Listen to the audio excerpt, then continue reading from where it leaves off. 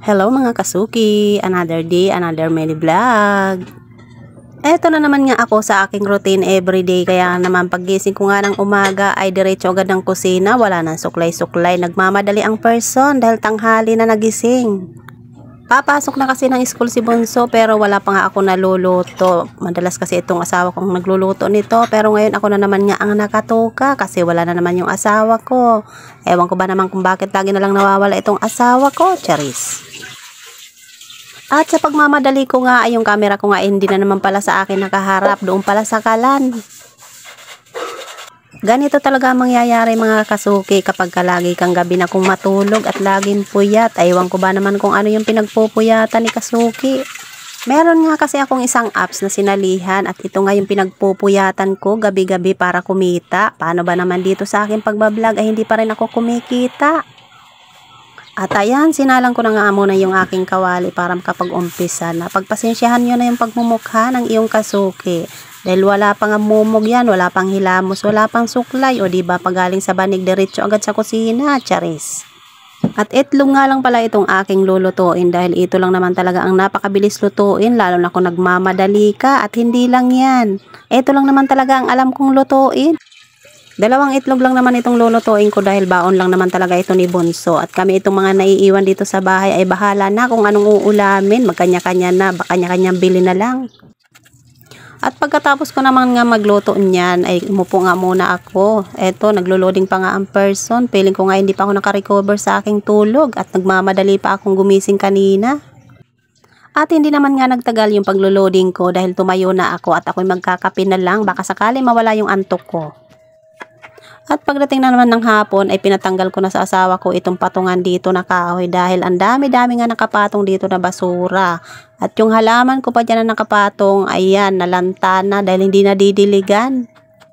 At pinagawaan ko na nga rin ng patungan itong pintuan namin dahil nakakahiya naman talaga sa mga pumupunta dito dahil nga nagre-reklamo lalo na kapag senior, hirap na hirap daw silang umakyat.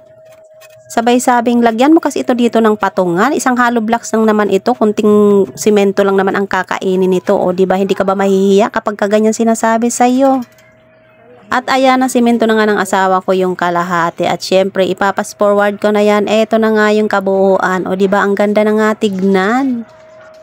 At tinisting-testing ko na nga yan ng aking paa pero syempre hindi pa pwedeng tapakan yan dahil basa pa yan. Sayang naman yung pagod ng mister ko.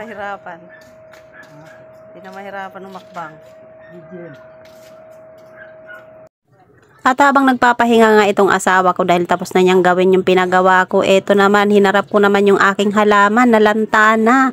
Kasi naman meron pa ako nakitang dalawang puno na buhay pa, kaya ito ililipat ko na lang ito sa isang paso.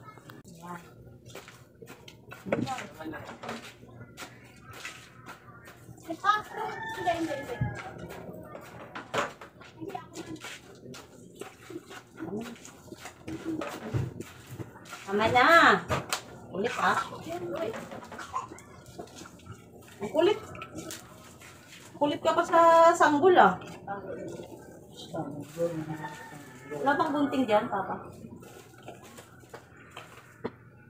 Gunting. Saan ko dito ng gunting? Simihin to ito. Pagkanak ka ng gunting. Dapat pala makinis to. Ganito, makinis siya.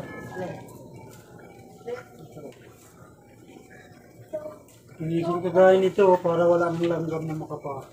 Sabihin mo sa akin na huwag kong pakainin yung ano ha, kamay ko ha. Nakamaano, ay naku. Sana lang talaga mabuhay to. Kung ito ang asawa kong tatanungin ko, tapon ko na daw ito dahil lantana. Sabi ko bay sayang, meron pa naman dalawang puno na buhay. May dalawang nagkukulay green. Eto nga lang ang nag-iisa kong halaman at sobrang tagal na rin talaga nitong halaman ko na to. Ilang baha na ngayon dumaan dito sa amin pero hindi pa rin natitigi. Hanggang ngayon nandito pa rin kaya nanghihinayang ako itapon.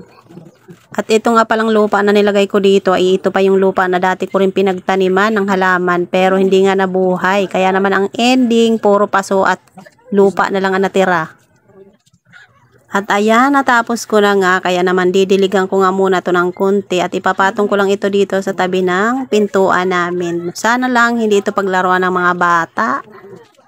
At 8K followers na nga tayo mga kasuki, kaya naman maraming salamat sa inyong lahat. At kung ikaw ay nanonood at tumabot ka sa dulo ng video kong ito, paki-comment naman kung taga saan ka para malaman ko kung saan na umabot itong video ko. Thank you!